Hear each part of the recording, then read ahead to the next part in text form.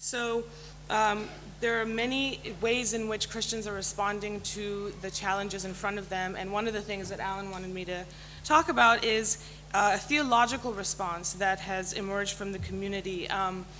This is an interesting shift which comes from a story from South India, actually, the story of St. Thomas the Apostle, who it is believed in the Eastern Orthodox Church in South India that St. Thomas has traveled to Kerala, the very tip of South India, in 52 AD in the 1st century, where he established a church.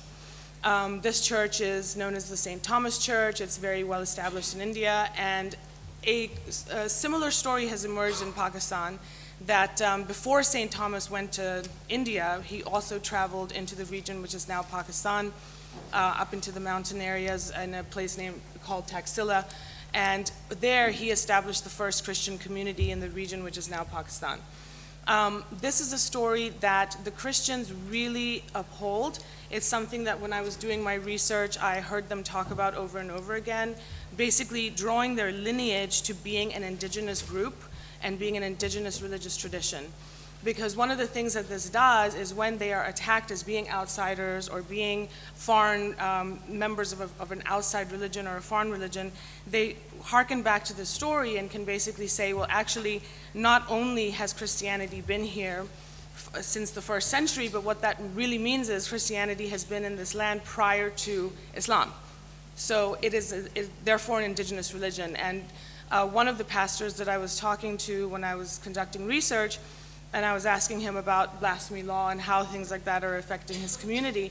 And he said this very interesting thing. He said, you know, the Muslims in Pakistan need to understand that this is actually a sacred land for Christians, and they are our guests. So it's very interesting how these sort of mythological and polemical stories play out in community relations, Muslim-Christian relations, and things of that nature. Am I out of time? No, you have some time. Okay. So Christians are responding in many unique ways. There is a theological response that's coming out of some of the communities, largely Protestant communities, but also there's institutions. So we have, one thing about the Christian community in Pakistan is that they're very visible. Churches are very much a part of the landscape. We have old colonial churches that have been there for a very, very long time that are part of the integrity part of, people recognize them. They're large cathedrals, both Catholic and Protestant.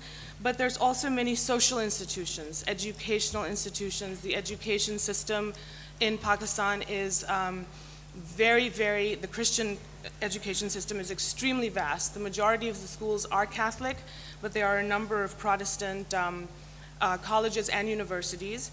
These are the premier schools mostly for Muslim students. So the interesting thing about these schools is that they're very highly regarded, very well respected, but they're also private and they're expensive, and so not a lot of Christians can actually afford to attend.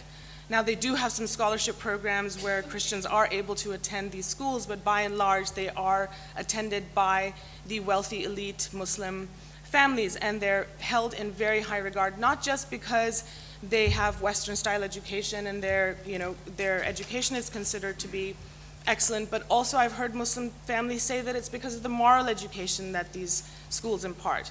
The schools are, they're run by bishops, they have nuns who are on staff. Many Muslims have expressed that the particular moral training that these schools instill in their children is something that they want. They want their children to be part of that environment.